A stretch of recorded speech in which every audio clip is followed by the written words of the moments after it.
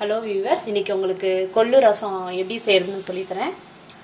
கொள்ளு வந்து இப்படிதான் இருக்கும். கொள்ளு இதை வந்து வேக வச்சு தண்ணி எடுத்தும் பண்ணலாம். இதை நான் வந்து வறுத்து பொடி பண்ணி வச்சிருக்கேன். கல் இல்லாமல் க்ளீன் பண்ணிட்டு நல்லா ஃப்ரை ப்ரௌன் கலரில் வர மாதிரி ஃப்ரை பண்ணிட்டு ஆற வச்சு மிக்சியில் அரைச்சது. இது பார்த்தீங்கன்னா தெரியும். இந்த மாதிரி அரைச்சி வச்சுக்கோங்க. ரசம் பண்ணும்பொழுது இதை யூஸ் பண்ணிக்கலாம். தேவையான பொருள் வந்து 2 தக்காளி வேக வச்சு வச்சுருக்கேன். மஞ்சத்தூள் தேவையான அளவு, மிளகு, சீரகம் ரசம் பொடி பண்ணுறதுக்கு, கருவேப்பிலை, கொத்தமல்லி. ஓகே, ஃபஸ்ட்டு என்ன பண்ணணும், மிளகு சீரகம் எடுத்துக்கோங்க. மிளகு 1 ஸ்பூனு, சீரகம் ஒரு 1.5 ஸ்பூன். இதை மிக்சியில் வந்து பொடி பண்ணிக்கணும். ஒரு பல்லு பூண்டு வந்து தட்டி போட்டுக்கணும் ரசத்துக்கு. ஓகே, ஃபர்ஸ்ட் என்ன பண்ணணும்னா இப்போ இதை பொடி பண்ணி வைக்கணும்.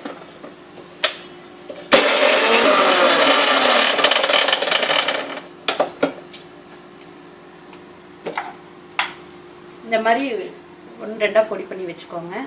ரொம்ப நைஸாக வேண்டாம். இந்த வேக வச்ச தக்காளியோட கொஞ்சமாக மஞ்சள் பொடி, கருவேப்பிலை, கொத்தமல்லிலாம் பொடியாக கட் பண்ணி இதோட சேர்த்துக்கணும்.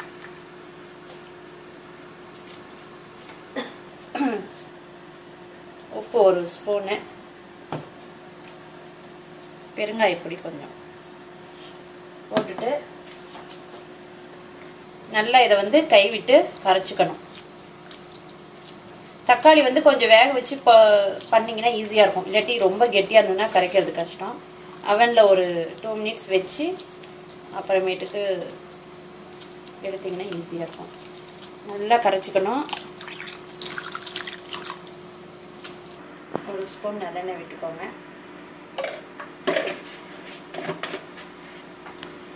நல்லா சூடானதுக்கப்புறம் கொஞ்சோண்டு சீரகம் போட்டு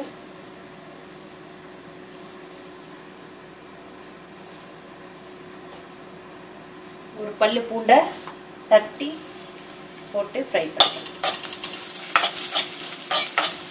வாசனையாக பூண்டை வந்து ஃப்ரை பண்ணிடுவோம். கரைச்சி வச்சுருக்க லிக்யூடை அப்படியே இதில் ஊற்றணும்.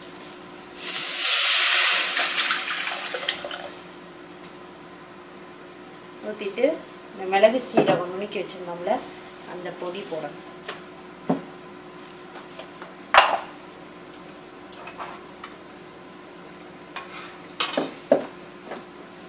கொள்ளு பொடியை வந்து 2 ஸ்பூன் அப்படியே தூவி விட்டுருவோம். தண்ணி வந்து இப்போ சேர்த்துக்கோங்க. ரொம்ப திக்காக இருக்கு.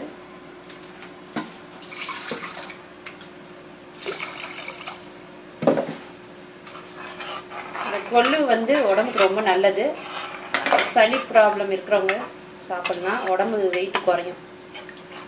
கொள்ளு வந்து உஷ்ணம், அதனால் வெயில் காலத்தில் விட குளிர்காலத்தில் அதிகமாக சேர்த்துக்கணும். கரைச்சி எல்லாம் ஊற்றுறதுக்கப்புறம் பொடியெல்லாம் போட்டதுக்கப்புறம் அப்படி உப்பு பார்த்துட்டு அப்படியே அடுப்பை சிம்மில் வச்சுருங்க. இந்த ரசம் வந்து கொதிக்கக்கூடாது. அப்படியே ஓரத்தில் நுரக்கட்டும். அப்படியே அப்போ வந்து நிறுத்திடணும். ரசம் வந்து ரொம்ப கொதிச்சதுன்னா டேஸ்ட் நல்லா இருக்காது. பார்த்திங்கன்னா அப்படியே ஓரத்தில் நுரக்கட்டும். கட்டிருச்சு, வாசனை வந்துருச்சு. நிறுத்திடலாம். கொள்ளு ரசம் ரெடி.